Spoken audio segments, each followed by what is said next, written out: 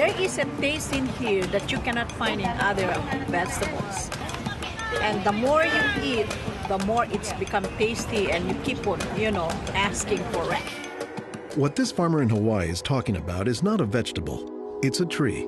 And while Vicky Domingo says it has an unusual flavor, there's more to this tree than meets the taste buds. You keep on eating and eating and you can feel your body is more energetic, more healthy, and you can see the difference. You're not dropping, you keep on, just so active.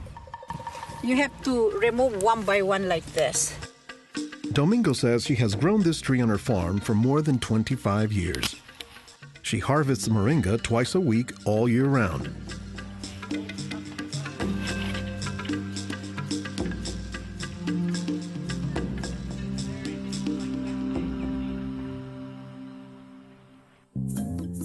Every week, Domingo sends 1,000 pounds of moringa to the mainland. The rest of it ends up here at a Honolulu farmer's market, where most of her customers have eaten it their entire lives. Well, in the Philippines, it's a third country. In other words, not a rich country. We cannot afford to go to the doctor for medicinal purposes. So we use this in our daily lives so we can have more energy, more vitamins to supplement our daily nutrition in our body. The tree is called moringa, or as the Filipinos call it, marongay. An awful lot of cultures have one or more plants that are kind of markers that people think of themselves when they think of that plant. Dr. Will McClatchy is an ethnobotanist at the University of Hawaii. He studies the ways that humans interact with plants. If you drive around Honolulu here, you'll see a lot of houses have at least one marongay in the yard, maybe a little forest of them, and that's a pretty good indicator that there's a Filipino family there. Jokingly, we say it our Filipino banner, which is our Filipino flag. Once you see this, that means, Filipino stays there. Domingo says there are many nutritional and medicinal uses for moringa. All parts of the tree are usable, from the roots to the stem, to the leaves, to the flowers, and to the pod. The roots, you can use that as a tea. And then the trunk, you can scrape it, squeeze it, get the juice, put in your cut skin, and your skin will heal. Some of this may be folktale, but some cultures have used moringa as a medicinal plant for thousands of years. McClatchy says moringa is worthy of its reputation as a tree with unusual nutritional properties. Thank you. Moringa is one of these trees that is a multi-purpose plant that fulfills such a high percentage of kind of basic needs that when people get used to using it, they really can't see what it's like to live without it. And many cultures don't. Today, moringa is used as a remedy and, in essence, a multivitamin in many of the world's warmest regions. Moringa is used widely in Africa and South Asia, and it's been introduced into South America and Central America, where it's also being used. So, this is not just a plant of a single community. We were just talking this morning with one of the owners of this plantation, and he was telling me how the last time he was here, he had a handful of moringa leaves and that he worked all morning on it and felt great. Dr. Mark Olson is a botanist and a leading expert on moringa. He teaches at Instituto de Biología, Universidad Nacional Autónoma de México in Mexico City. Here, he is visiting a new moringa farm about 2 hours outside the city limits. So they've just planted these here, and soon they'll be nice and big. Olson says that while moringa can grow in places like Mexico or Hawaii, the tree is native to arid subtropical regions, places like Africa and southern India, hot places where moringa has proven its persistence.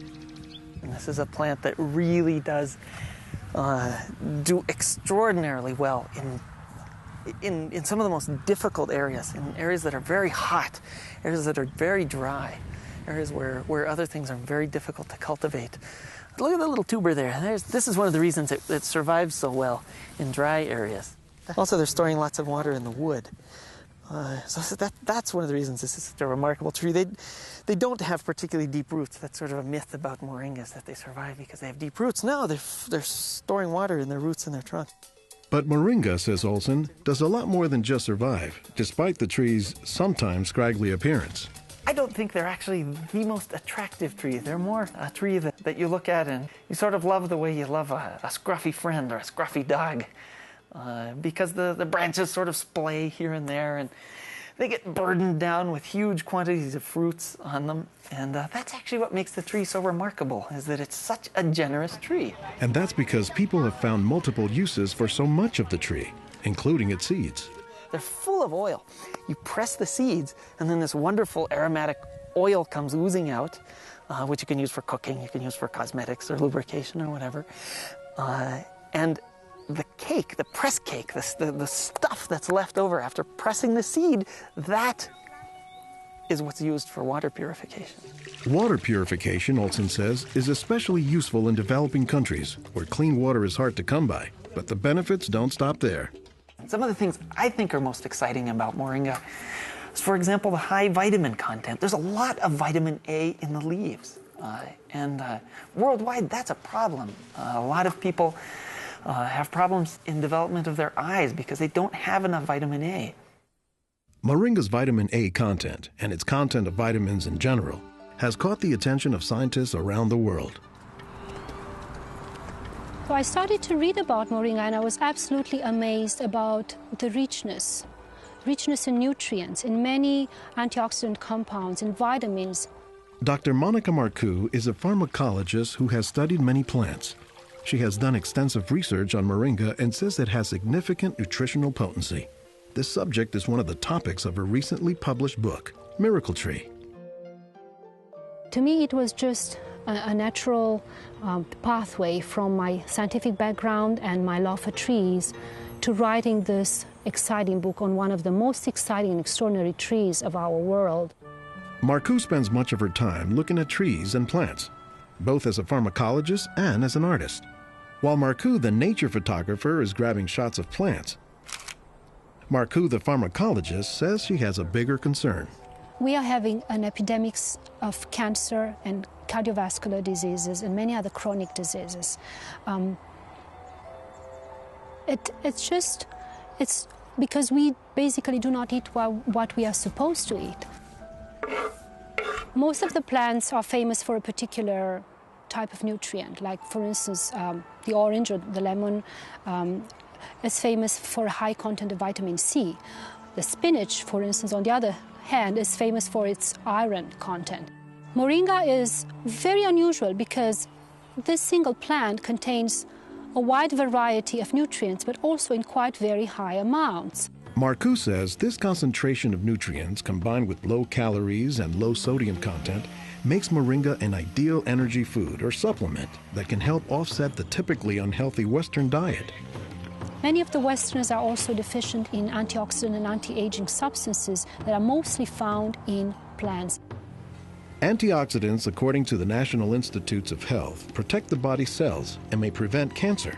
And Marcoux says moringa is a treasure trove of antioxidants that happen to work hand in hand. Antioxidant substances and antioxidant vitamins work together in the body. For instance, it's known that selenium works better in the presence of vitamin E. Moringa has high amounts of selenium and has also vitamin E. While many plants contain antioxidants, Dr. McClatchy says that moringa is also high in the nutrients we usually associate with meat. Moringa is well known for being a good source of leafy green vegetable protein. And you don't get a lot of protein out of many vegetable foods other than like beans and things like that. So getting it out of the leaves is really a big deal. And while there are a few other plants like soy that are protein rich, Olson says moringa is special. I have a lot of food allergies. I'm allergic to wheat, I'm allergic to eggs. Soy tends to be a fairly highly allergenic food. It causes allergies easily in many people. We think that this is because of the form that some of the proteins are in soy. They're apparently in a form that's very simple and fairly easy for the body to assimilate in moringa. According to the United States Department of Agriculture, moringa contains 18 of the 20 amino acids, building blocks of proteins that are found in the human body. And, says Marcoux, moringa is one of the few plants that contains all of the essential amino acids. Moringa contains all the 9 essential amino acids that actually we cannot produce. Their presence, but also their ratio, is very beneficial, and it is estimated that this ratio is very good for absorption and for being bioavailable to our bodies. Further research is needed to establish the bioavailability of all of moringa's nutrients. But in some places, scientific studies may be too long a pursuit and take a back seat to a harsh reality. In most of sub-Saharan Africa, any baby has a 20% chance of dying before he reaches the age of 5. In some countries, up to 40%. And even those who survive past the age of 5, up to half or more will suffer from malnourished physical and mental development. C'est des lésions de malnutrition. These are lesions caused by malnutrition around the neck and around the waist. They are dry now, but will become permanent scars. As the former regional representative for Church World Service in Senegal for 16 years, it was Lowell Fugley's mission to help local clinics develop ways to save children at risk to malnutrition. Having been born myself into a middle-class American family, I thought it was just by chance that I was born in these conditions and not in the condition of a poor African family in the bush of Africa and living a malnourished life. And so I have a certain obligation to share what I received. In his quest to combat malnutrition, Fugley came across moringa in the late 1990s. It contains more vitamins and minerals in various combinations than you find in any other possible vegetable. And I thought to myself, if this source of nutrition could be made available at the village level, then this could be a very effective tool in preventing malnutrition. What Fugley says he didn't know at the time was that the Senegalese people were already familiar with moringa. It was only through a Peace Corps volunteer working in forestry who told me that, oh, moringa is already growing in Senegal. Not only was it growing, the people had been using it for generations. Only they didn't refer to it as moringa. They called it nebedai, which Fugley suspects comes from the English words never die, after the tree's resilience. I ask any Senegalese, do you know the nebedai tree? Oh, yes, my mother makes a sauce from the leaves of this tree. We call it mboum. Every Senegalese knew this tree. The problem, says Fugley, was that it was prepared and used in ways that diminish moringa's nutritive contents. They boil the leaves too long, they throw out the water that is boiled in and where many of the vitamins are located, and so they lose a lot of the benefits that the leaves could provide. So Fugley went to work, both planting moringa trees and, more importantly, educating healthcare workers on how moringa can help stave off malnutrition. Regarde tonton. Regarde celui-là. Regarde tonton. Tu as vu? Non, non, celui-là même. Pour le moringa. I was trained in 1998, and right away we saw the virtues of using moringa because of its very high nutritional value. So we began using it right away on an experimental basis. Après la formation, con le moringa. Healthcare workers learned to grow their own moringa trees, dry the leaves, and pound them into powder, maintaining all the nutrients. Nursing mothers were taught to add a spoonful of moringa to their food morning, day, and night to increase their milk production. They were also told to add moringa to all of their family's meals. When we introduced this tree in Senegal, or uses of the tree and different ways of using it, the reactions of the people there was that, well, this is our tree. You know, you're just adding on what we know already. As people changed their habits, Fugley says the results were clear, especially among children.